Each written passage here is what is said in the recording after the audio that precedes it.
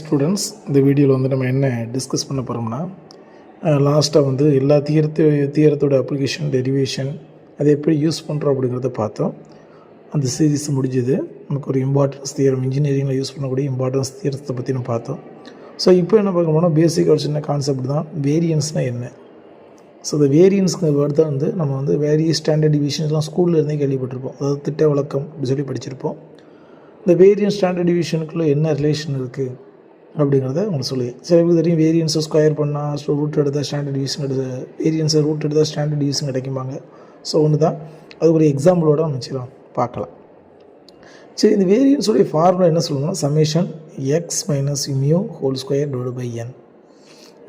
மியூங்கிறது mean, ஓகேவா. எக்ஸுங்கிறது ஒவ்வொரு வேரியபிள். ஸோ அதிலிருந்து கிடைக்கக்கூடிய அதில் மியூ மைனஸ் பண்ணி ஹோல் ஸ்கொயர் பண்ணி ஸோ எல்லாத்தையும் ஆட் பண்ணி என்னால் டிவைட் பண்ணால் நமக்கு வேரியன்ஸ் கிடைக்கும்.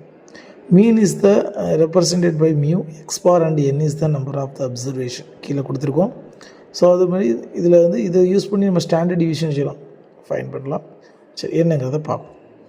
அடுத்து பார்த்திங்கன்னா நமக்கு வந்து ப்ராப்ளம்ஸை பொறுத்தவரை டேட்டா கொடுத்துருக்காங்க. ஃபார் எக்ஸாம்பிள் இதுக்கு நம்ம மீன் கண்டுபிடிக்கிறோம், ஆவரேஜ், சராசரி. ஸோ எல்லாத்தையும் ஆட் பண்ணி நம்ம வந்து 5 டிவைட் பண்ணும்போது 7.4 கிடைக்கி. அப்போ மியோட வேல்யூ வந்து 7.4. அடுத்து பார்த்திங்கன்னா இது வேரியன்ஸ் கண்டுபிடிக்கிறோம். இது நம்ம கிடைச்ச வேல்யூ எக்ஸ் பார்னால் அது ஒரு மியூ தான்.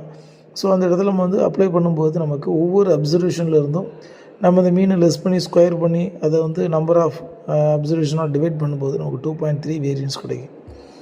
இந்த வேரியன்ஸுக்கு நம்ம ரூட் எடுத்தோம்னா 1.516 கிடைக்கும். ஸோ இதுதான் ஸ்டாண்டர்ட் டிவிஷன். அப்போ வேரியன்ஸுக்கு நம்ம ஸ்கொயர் ரூட் எடுக்கிறதுனால வர மதிப்பு தான் ஸ்டாண்டர்ட் டிவிஷன், அதாவது தமிழில் திட்ட விளக்கம்னு சொல்லுவோம்.